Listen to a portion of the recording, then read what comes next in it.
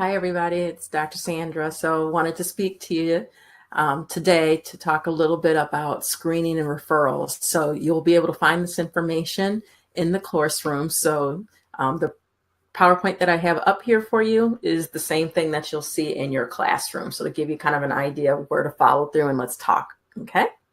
So we will also have questions when we're through the classroom. So we won't have them on here at this point in time for the video, just because I need the space to load it, but we will talk about some sample questions at that time. So let's start talking a little bit about screening and referrals, okay? Because one aspect of a community health nurse that we need to pay attention to is not just the primary prevention that we were speaking a lot about in some subsequent presentations, but we want to also think about some of that secondary preventive strategy that we want to pay attention to, and how a community health nurse or public health nurse can really have some influence on that, because you're a really strong connecting figure between those who live in the community and those who are trying to serve the community from a health services standpoint. So let's go ahead and talk a little bit about this. So you guys are all familiar with screening, I believe. You probably have come across personal screenings at least once in your life, but I'm sure probably a number of times for a number of you for different types based on age. But screening, as far as we know, the bottom line is to take a test, a health examination, health test that helps to identify if you are at risk for disease or require additional interventions related to some health condition or something going on. So you want to pay attention to it because it helps with early detection of the disease for you. So screening comes under the assumption that we're presuming that there's a possibility of a disease there in the first place. And we can only presume at this point in time that a positive test indicates a disease that's going on. So when we get those positive results, you're in a health fair or you're at the doctor's office and they indicate that there's a positive finding associated with the screening that you and or your clients have taken, follow-up testing is going to be part of the process that you need to put in place for that. But part of the thing that you have to think about with screenings is cost associated with the screenings, the effectiveness of the screenings, and things like that. So screenings tend to be targeting either subgroups that have a higher risk for a disease or health issue that's going on, or it can be something that's put broadly in front of large populations. So blood pressure screening is a common example of something that you can see across that. So if you have implement a blood pressure screening, you're identifying things that you have the cuff, you have the availability space, you have a privacy area wherever you're spaced at so that you can keep that information confidential with that particular client. You have strategies in place that have of what you may teach them or what you may do for that client if their blood pressure is normal or at risk, or it is already in a high risk area. So those are things that you want to think about. When you're thinking about those things, as you'll see on the PowerPoint for us, is that you want some type of test that when you're screening, you want a test that's appropriate in the first place, but you want it inexpensive too. So going back to that example of the blood pressure screenings, and I just kind of phased it out by risk levels. What type of subsequent actions might we take as a result of the screening? The blood pressure screening itself is pretty minimal in terms of cost with it. Basically, you know, have the cuff, have the an accurate cuff. That's kind of a key thing with that. Have some probably materials, reading materials available for them to take with them, brochures and things like that. But you can see from different types of screenings, when you go through your chapter, you'll see all different types of screenings, and you will have to want to think about the cost associated with it. Okay. So screening, mass screening, again, is what I focused on a little bit earlier, is like the large populations that you're paying attention to. So low cost, effective, large populations. Case finding are those individuals when you have like a high risk condition or something that is rarely seen, those are usually type of case finding situations. So we're searching out and seeking out those individuals who have a higher likelihood of something that's more unique, a more unique disease, more unique situation than the population at large, okay? And then we have multiphasic screenings. You could have, and the health fair is a great example. So I may want to have a health fair that's related to cardiac screening. So one station may be your blood pressure. One station may be a carotid check, for instance. One station may be a cholesterol check. You see where I'm going with that. But it's multiphasic. I'm hitting different aspects of that cardiac conditions that I want to pay attention to. But they all ultimately fall under the umbrella of the cardiac situation. So that's what we're kind of paying attention to. You kind of see some pictures up there, example of fairs that you could pay attention to. So one thing that you want to pay attention to is when we're talking about screenings, we're talking about the validity of screenings. We want to make sure that the screening that we have in place is effective and accurate. We want to make sure that it's actually it's an effective way to diagnose what we're trying, or not, I shouldn't say diagnose, but to help identify an at-risk issue quite accurately, and making sure that if it's something that is more invasive, that if we receive a status that shows us that we are at higher risk, that we can trust that reading, okay? So validity is a big thing to pay attention to in terms of when you select your screening test. So one of the things you want to pay attention to are the two terms that are associated with validity, okay? Validity is the overall umbrella, and then you have specificity and you have sensitivity. Specificity, sensitivity, but we're going to start with sensitivity since that's up there first. You want to make sure that sensitivity is identifying correctly those who have the disease, okay? So I want to know who actually has the disease.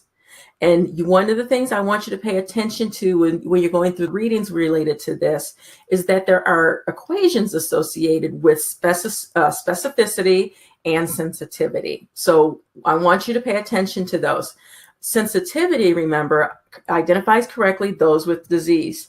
So if a screening test has low sensitivity, okay, then I could have a number of people, a higher number of people who have false negative results. So what that means, and that's a huge thing, is that it's saying that I do not have the disease when I have the screening. But when it comes down to it, I actually have the disease, false negative, okay? When you're looking at high sensitivity, true positive results is what you're trying to achieve. That's kind of the goal, right? We want to identify that it's a positive test and it truly represents that I have the disease, okay? So that's where you're looking at. If high sensitivity, I actually have the disease, i.e. true positive. If it's low sensitivity, it's recognizing that it does not recognize that I have the disease. It's stating that I have a normal screening, and that is not correct. Okay? Specificity identifies negative tests correctly. And so you want to think of low specificity and high specificity. So low specificity is where we start getting some of the false positives.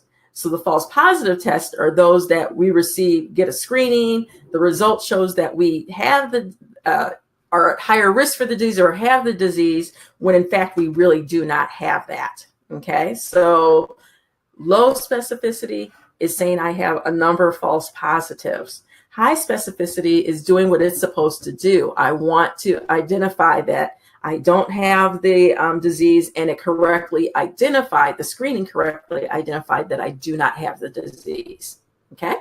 So pay attention to those from that standpoint, so you have a kind of a clear understanding with that, and pay attention to the equations associated with that, okay? the higher the number, you'll see on higher the percentage, the more you can trust that screening tool. So ideally, in the world we would love to have, it would be 100, every screening test that we have is 100% sensitive, which means it's correctly identifying that I have it, if I do have it, or it's 100% specific, that it's saying that if I don't have it, I really don't have it, okay? Validity and reliability are two major things that you want to pay attention to when you're coming to screening tests, okay? And so you see the definition, we talked about validity. Reliability is the consistency of test results over time and between examiners. So where validity is looking within that test itself, the screening test itself, to see how well that test is working and accurately predicting what's going on. Reliability is looking at what's going on over that time frame and seeing the accuracy of that. And a good example of that, the Dynamap. For those of you who use the Dynamap, the automated blood pressure cuff, we have to recalibrate it periodically to make sure that we get the accurate readings, because over time, if we just don't pay attention to that recalibration, we're going to get inconsistent blood pressure readings with that. The other thing you want to pay attention to is if I have someone who is brand new trying to do a blood pressure reading, and I have someone with 20 years of experience doing blood pressure readings, are the readings between those individuals, if they did the same person, pretty accurate, okay? Or are we finding quite a difference in variance with that? Because that's going to have an impact on me as your client. If you're saying my blood pressure is really high, but you're not really getting the accurate readings amongst people, so you get another person and then they state, oh, nope, it's okay, it's going fine. How do I trust that which of the answers is really correct with that? Okay, so that's where reliability comes in. So context for screening, we talked about, context for everything. Contextually based nursing is what you're really paying attention to as a community health nurse, a public health nurse. So when you're looking at the context for screening, things that you want to look at from an individual basis is looking at your family history. What do you know that's going on your mom's, your dad's side? You may be adopted, so you may not necessarily know some of those factors that are going on. So you see kind of the things from a community health nurse standpoint. How do we help find that information with them, okay, as best as we can? What's been going on in terms of periodic screenings? What type of periodic screenings have you had, and what are the results for that? You may want to be looking not only at specific instances of it, but for instance, my guess is you probably have had blood pressures over time. So can we see the trend associated with that as well? Okay. So we can look at the context of screening from an individual standpoint, but we also can look at it from a population standpoint. So the things that you're pretty familiar with, the age of the individual, the gender of the individual, ethnicity, major threats to a population, violence, war, disease, those type of things are coming into play. Large instances that you will see in terms of population screening are cancers and heart disease and stroke. Those are usually major health indicators that we try to pay attention to for a mass population, okay? But you'll also note in there that you will see that when the screenings, you look at the checklist for screenings, and when folks are supposed to have the screenings, those who are at higher risk tend to receive the screenings for the heart disease, the screenings for the cancers and the strokes more often than those who may be at a lower risk, okay?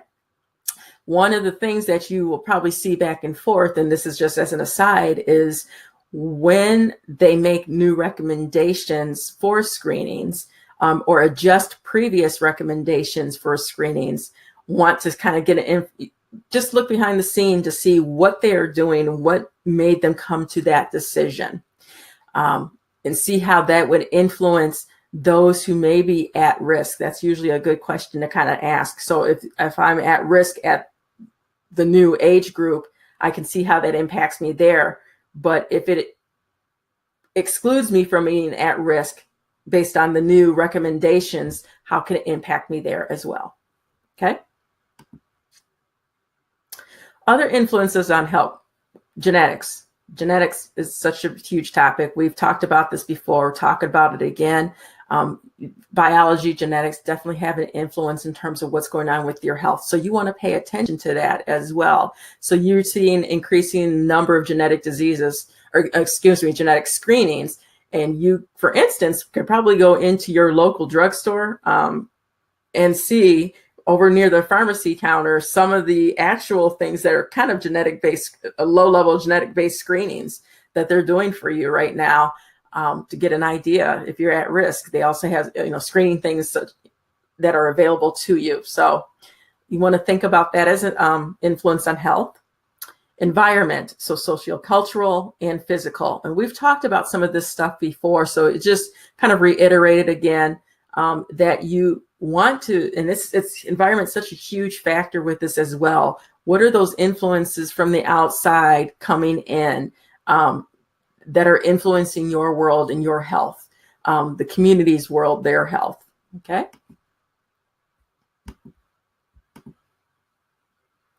So just a reminder again that we have the 4 goals of Healthy People 2020. You will repeatedly see this throughout, because remember, we're not just reaching the immediate community, but we're also striving to improve the health of our nation as well. So the 4 goals are listed for you, but longer lives, health equity, decreased disparities, better quality of life, and social and physical environments that promote good health. Those are the 4 goals of Healthy People 2020. So before we go any further, I want you to see this video of some young people, European, who, and just giving you a heads up, there's subtitles with it. But it's interesting to hear what healthy means from their perspective. And I want you to take this information, and we're going to come back to it as we relate it to what we're going to talk about and kind of switch gears on, is going past the context for the screening to what we would start to screen for, okay? And thinking about what we would want to screen for that particular group of young people that we're going to talk about, but thinking about it for other groups, communities as well. So I'm going to go ahead and let's get that video going for you, and then I will come back. So I'm going to turn myself off here and get you going.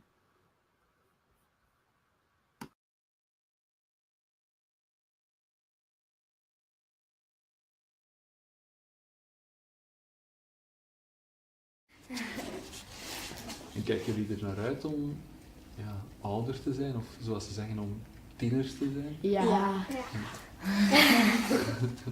Jullie vinden het niet erg dat de tijd snel vooruit gaat? Nee. Zo rond mijn 20ste mag dat stoppen. Ja, ik zal er hetzelfde over zeggen.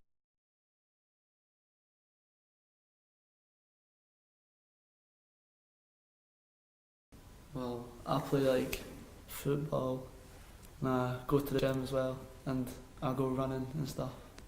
But I kind of I don't eat very healthily, so sort of. I don't really do anything, and I don't eat healthy either. I don't think I'm very healthy.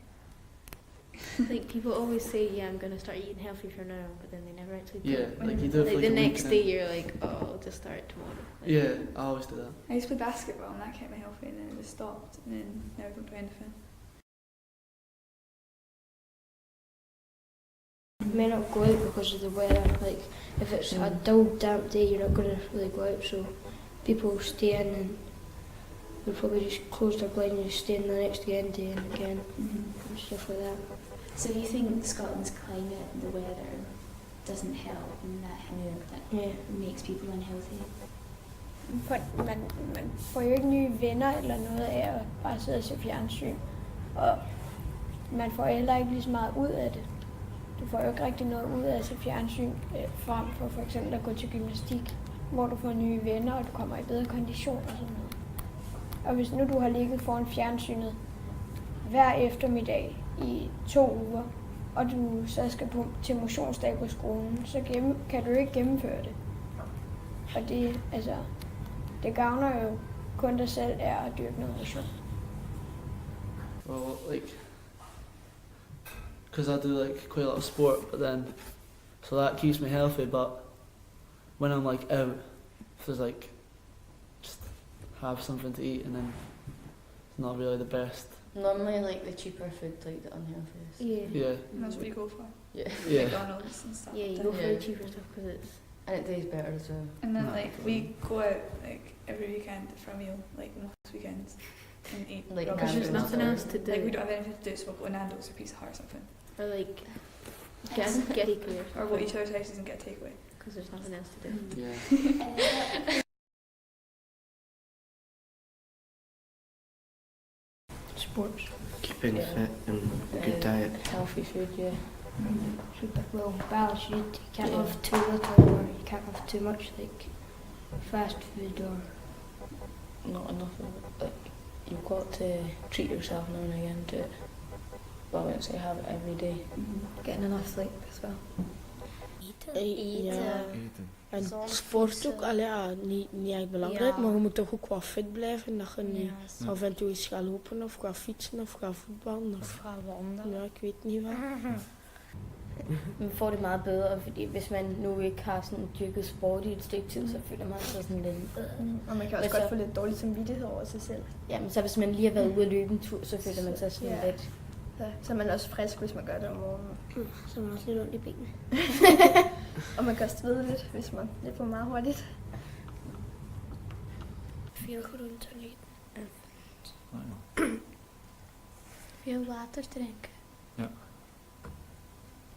En nog andere dingen? Niet roken. Ja. En wat vinden jullie daar dan, als jullie kijken naar de toekomst, wat is er dan belangrijk voor jullie? Goed werk hebben. Een goede job hebben. En nog dingen? Hun huisarts. Ja. En noget. Det kan ligesom give en selvtillid, hvis man har spillet en god kamp, eller hvis man har lavet noget sjovt, eller det kan gøre en masse, altså. Det føler jeg i hvert fald. Det er måske lidt noget andet, hvis man ikke går lige så meget op i det. Det er jo meget konkurrence for mig også, og det tror jeg ikke, det er så for så mange andre på samme måde.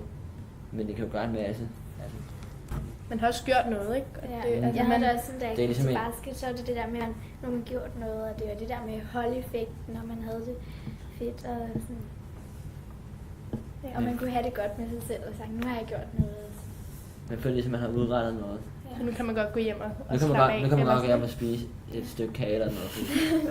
Nu har man allerede lavet noget. Wat zijn de dingen dat daarin belangrijk zijn voor jullie om gezond te leven? Zeker en vast dat je liefde kunt krijgen en liefde kunt geven. Ja, dat denk ik ook.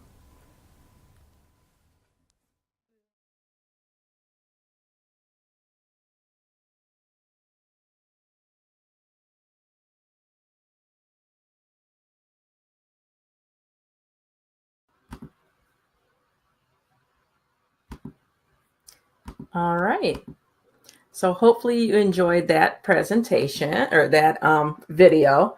For some reason, my little PowerPoint presentation keeps getting kicked out. So sorry for this little interruption. See if I can upload this again real quick. And then let's get back on track. So when we're thinking about what we've seen with the young folks who are speaking and sharing what their definitions of health and what it means in their world to live a healthy lifestyle and feel well and healthy. We want to think how we are going to apply that to what we're learning about screenings for individuals, because again, everybody's going to have their own definition of health and wellness. How do we as community health nurses, public health nurses, help them out to achieve that optimal level of living and being healthy at that point in time? And I think we can finally get that up there. So let me get this moved forward a little bit. And then let's go ahead and talk for this. So let's get back to that. So one of the things that we want to pay attention to is, took me right back. Let's try again.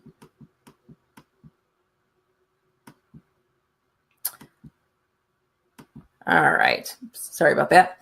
So one of the things we want to pay attention to now is what type of settings can we do screenings at? So think about the kids. Think about some places that you could think of, you could do a health type screening for them. We know schools can be a great place for that. They're there a lot of their normal days. So that's a good opportunity for that. But think about other areas that is appropriate from a cultural standpoint, from an age standpoint. So you may have health fairs that are kid specific instead of general health fairs that are kind of appear to be more adult specific. So it wouldn't be surprising to have, some characters that they recognize there, maybe an obstacle course that you could create to be kind of a healthy, fun activity for them. That takes them through different, obstacle course, for instance, that takes them through different stages. They do a screening at each of the stages, something like that kind of gets them up, helps them understand what that activity, that screening means for them in their world, because that's part of the key for wanting them to do the screenings. Now, kids, you can do it easier for them because they're kind of, in terms of the decision-making power, don't necessarily have all of that, are given all of that at that point in time. But you want to develop those habits that, you need to be thinking about what you want to get, what you need to get screened for. You see that we're coming back every year for a doctor's checkup. You still want to continue that as you become an adult, and just kind of getting that mentality into their heads as well. Okay. But again, screenings obviously can go for any age group, looking from a cultural standpoint. So you've got to think about our organizations that you could partner with in order to conduct these health fairs. And there's many opportunities that if you looked around, you could see and think about, this could be a good opportunity for this group of individuals to have a health fair based on this, for instance. Okay. So for instance, one of the things I'm looking into right now with a colleague who is a nonprofit is how to do some related health screenings for those who have been rescued from sex trafficking. So thinking about their situation, thinking about things such as being comfortable with touch for the screenings, some of those things you got to kind of put into play again with that. Okay, but helping them to find their resources available to them at this point in time, while dealing with some of the other contextual things that are going on in their world, so that they would be more willing to pursue future screenings or follow up with a screening should it show something at higher risk, okay, or having a disease process. Okay, so those are things that you want to think. So examples of some of the screenings that you could do: tobacco, depression is increasingly seen right now. Hearing, vision, blood pressure are common examples that we tend to see. So your role in the screening as the nurse, we go through ADPI, and this is no surprise here as well. So the need for the screening is evident. We're trying to find those who are at risk at this point in time. But once we find that they're at risk, we need to then be able to connect them to the resources to help alleviate that particular issue. So one of the things you want to recognize when you're going for your community health experiences, you guys may be setting up some type of screening health fair, something to that effect, where a screening is incorporated with it. But it's part of the responsibility of that is knowing what resources are available to those clients should they be at risk or have the actual disease process. The other thing that you want to recognize is we don't want to recreate the wheel. Okay, this is the time where you want to make sure that existing resources that are available to that clientele are being used. So take the time to figure out what resources are available to them and make sure to share that information with them so that they know the next steps. Okay. But you want to also make sure that you finish that loop. So when you're doing the assessment and determining what's going on and what their risks are and what the population is, and you're looking at the resources, you need to close that loop. What does it mean that once we go through all of that and get back to the stage of seeing the screening, what then does that mean for that individual? Did you call them back to see if they followed up with their follow-up visit, for instance? if you said that they were at high risk at the screening event, told them that they need to go to primary care doctor or another route, that they needed to get access for the health care, do they actually go do that?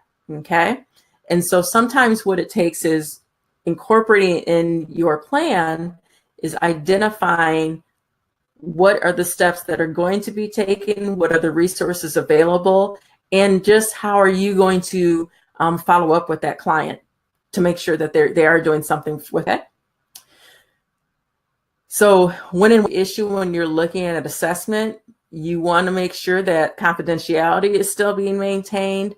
You got to think about when you've got those forms, how you're going to maintain those, their privacy, those type of aspects. The HIPAA still applies in the community health setting as well. So how are you going to keep that into place? Okay. Planning is just what we've indicated before. So when you're in the community, though, you're not isolated to what just the nurses influence. So you need to identify all those stakeholders, i.e.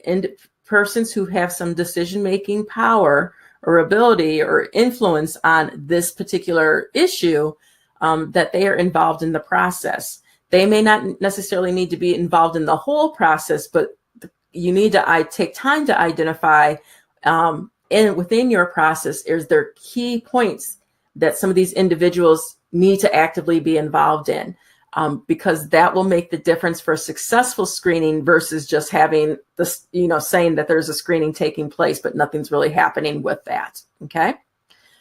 And then you got to recognize that when you're looking at your population, when you're looking at your community, there's going to be a number of issues that you could potentially want to address with your screenings. But remember the philosophy, KISS, keep it sane and simple. So focus and prioritize on which are the issues that are going to have more bang for the buck, for lack of a better term, with the clients that you're working with, the community that you're working with. If I'm seeing a lot of diabetes and I'm seeing an increasing incidence of kidney disease, that may be the areas that I want to have some impact with the screening, because they will have a lot of bang for the buck in terms of if I can get behavior changes from the individuals within this community taken care of. Okay. Selecting screening tests is half your battle with it. So you got to look at some of the factors that you want to consider with this. How early does your screening tool actually detect the disease? So for instance, how early, a blood pressure, if we use that as a simplistic question or simplistic test, I can pretty much know based on a couple of readings if my patient is at a higher instance of hypertension. I can see at an initial reading that my patient, I shouldn't say call them patients because they're not patients at this point, but the person at the community is showing an extremely high blood pressure reading. What does that mean? But it's detecting it early for me. Okay, so it's allowing me to start taking action.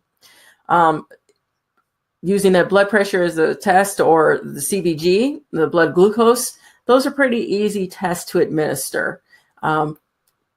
For the most part. Okay, so you were looking at the ease of administering that test as well. But if I use diabetes as the example and I testing the blood sugar, just because it's it's an easy test, it may be something that's not accepted by your participants for some reason or another. So you may need to think of other avenues in terms of testing for that. Okay. The cost versus the benefit of the screening is also something that you really want to take into place, because if you are looking at, for instance, something that is kind of a rare diagnosis, or let's take something that's a common diagnosis, but instead of using the least invasive screening tool, we skip steps and go to, instead of like for a stroke, I can start doing some tests that help indicate that they may be at higher risk, the blood pressure, the weight. We have an idea of some of those factors that are contributing to a higher incidence of stroke. Okay.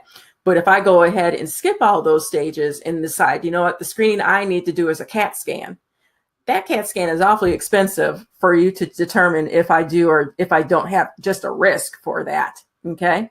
So you need to think incrementally in terms of what screening test you're going to be using. Okay. And then once you get that diagnosis, if the person receives you're at higher risk for this disease, you need to think from your end, is there actually something available for them? So I get this diagnosis and there's nothing I can do about it. So yeah, so that's kind of difficult because as we're starting, the genetics and genomics era right now, you're seeing that we're getting screenings and genetic screenings that we can indicate more diseases or but we don't necessarily have the processes in place of what we're going to do once we have those results. So that's some of the things you want to consider.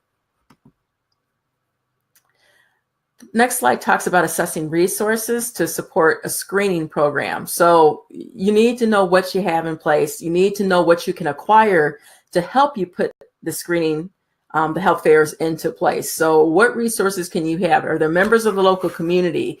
For instance, grocery stores are a great avenue for like the blood pressure. It used to be a great avenue. I'm not going to say that it's still now, but it used to be a great avenue for nurses to hold blood pressure screenings. The pharmacies constantly have that available. Pretty much at least every major pharmacy chain, I think, pretty much has some type of area where they can do the blood pressure screenings that are available to you. What's the cost associated? Cost is always going to be one component of this. How many folks do you need to help you conduct what you need to do? So is it going to take me, if I'm doing a health fair, and I'm doing a health fair that's going from 9 until 3 for that 6-hour time frame, are you going to be the only person sitting there for a 6-hour time frame? If it's set up in the mall, you have a opportunity for a number of people to visit your station and go through a number of stations. How many people are you going to actually need to help them get through the process that they need to get through and be able to help follow up with them as well? What type of equipment needs do you need as well going through that process? Okay, so you want to have that idea ahead of time. All those things do cost money, so you need to incorporate the cost as you're adding these resources on. Okay, but remember, it doesn't have to be just paid support in terms of resources. So there could be volunteer opportunities as well. So a perfect instance is student nurses have been. We've asked student nurses to come in for health fairs and to assist that way in their volunteer hours associated with it. I'm a parish nurse, so there's opportunities that I will go outside of the immediate parish to a neighboring parish and help their parish nurse out, for instance, in some of the things that they want to deliver. So what type of volunteer support is available with that? Okay. And then once a person receives the screening, and they potentially have that diagnosis, that disease, what is the treatment support that's there? What are the services that are available to them at that point? And then where can they go to actually follow up? So you're going to have this health fair, you're going to give them this information. They may find out that they need to go to another healthcare center to take care of the disease process. But what facilities, they're going to need to know where they are going to be able to go to have this done. So again, from a community health nurse perspective, you need to be comfortable telling them. So thinking about your guys, if we take that example of the video earlier on, and we're looking at potential health fair for these young adults, these kids, school-age kids, going to young adults, what type of funding might be available for them for you to be able to conduct the health fair specific to their needs? What type of volunteers might you have into place? Because there may be, you got to be kind of careful with the kids in terms of it too, kind of a balance with parents volunteering, because you need to think about the parents are part of that community as well. So you kind of have a balancing factor with that. But are there other stakeholders, other community members who could help out with it? The facility, where can you hold that stuff for them? The school is a good potential place for you to hold it, but it may be facilities that they're comfortable with. Maybe it's a YMCA. Maybe we offer a health screening for them there, or after school program, Boys and Girls Club, for instance. Those may be opportunities for you to do that there, but make sure that you have space to maintain their privacy and maintain the confidentiality of the tools that you're using in gathering their information. How are you going to incorporate the parents? You see all these different factors that you need to think about when you're going through and developing this health fair, okay? And then are key community leaders supportive? Because that's going to be part of the thing too. So if they are community leaders that are thinking about your example with the kids again, what are the community leaders saying about this as something that's important from a community's perspective? Are the leaders supportive of what you're doing? Are you going to get some flack in terms of what's being done?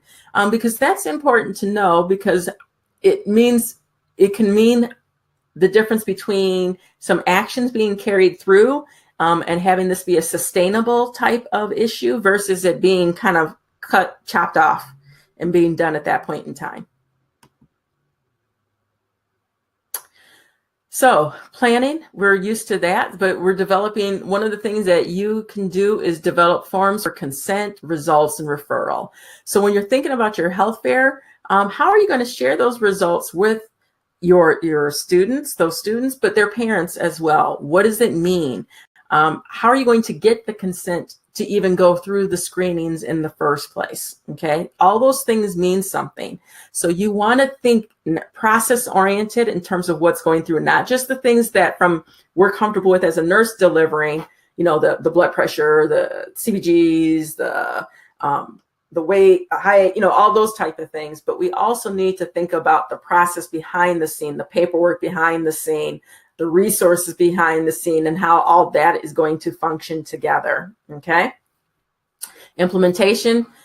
So now we have this health fair, we have it planned out. We have an idea that we're going to hold it at a Boys and Girls Club. We've gotten permission from them. We've gotten some positive feedback from leaders in the community, the parents in the community.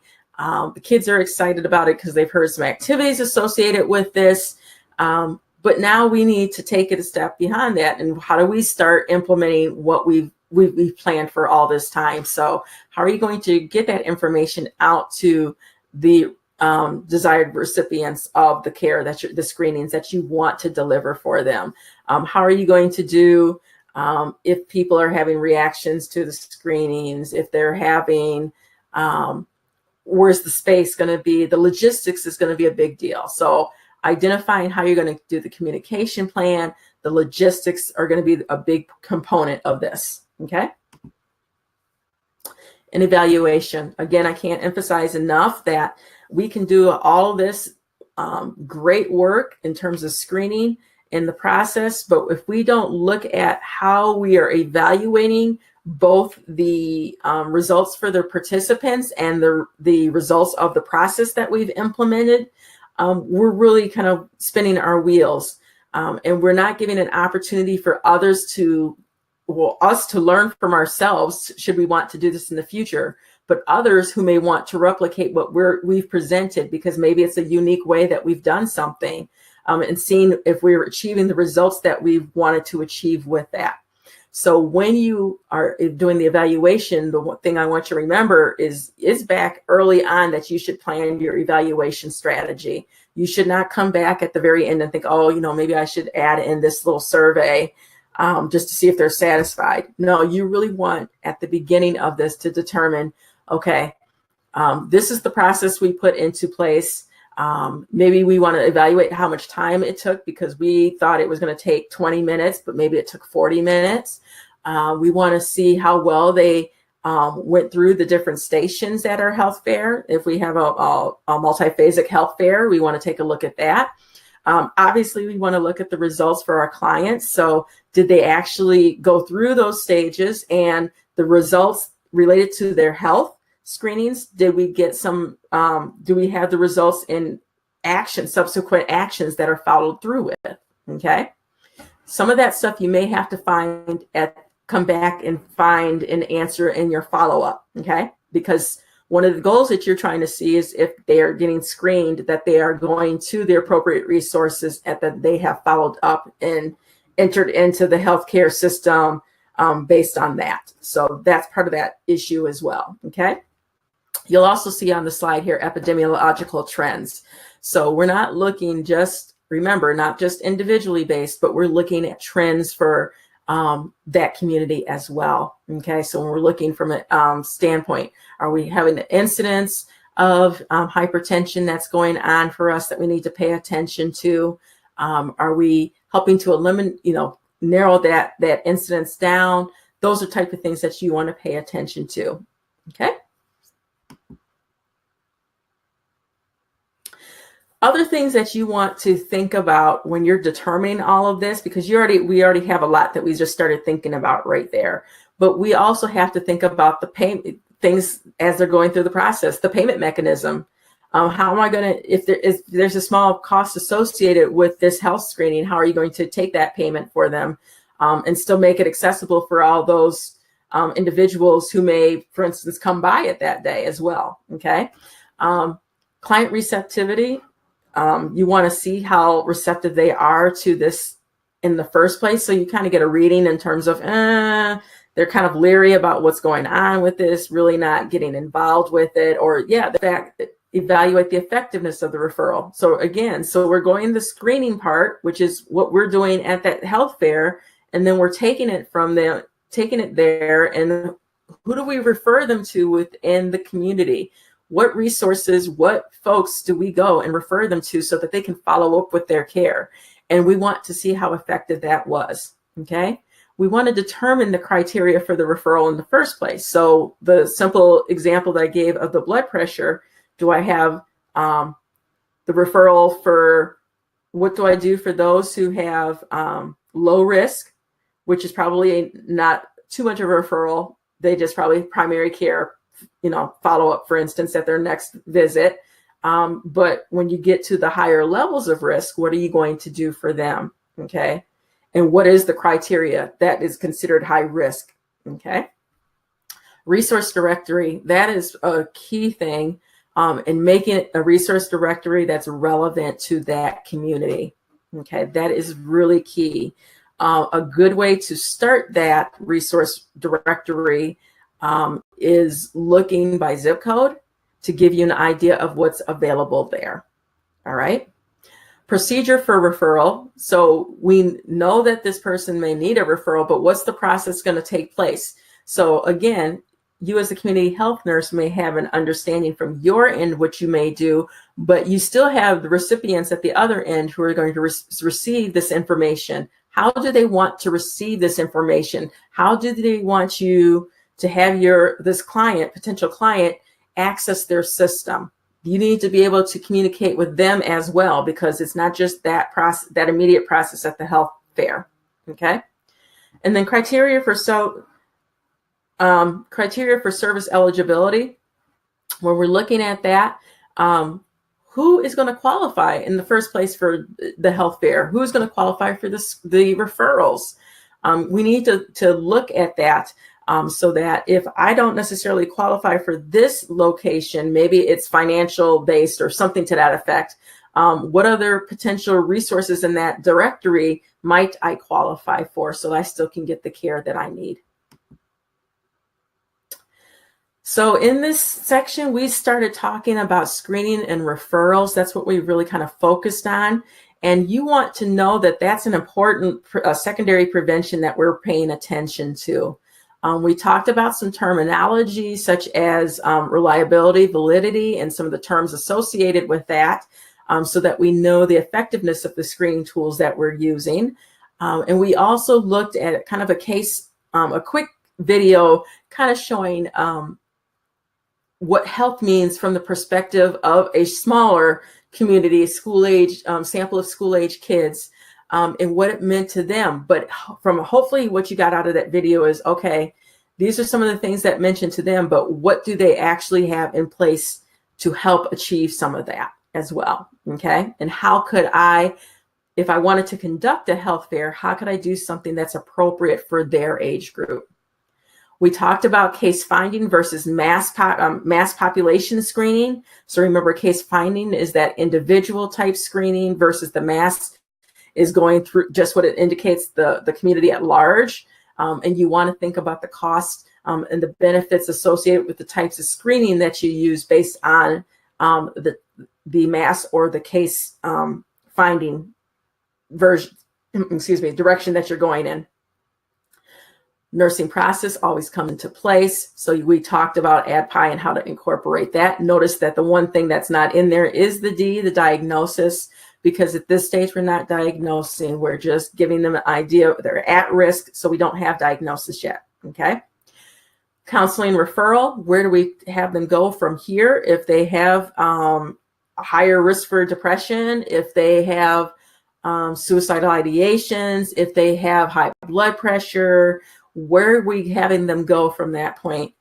And then how do we actually take them through, how do we actually go through the process to get them there, okay?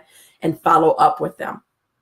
All right, so that is hopefully a good information that you can use. Refer to your chapter. Again, hints for you.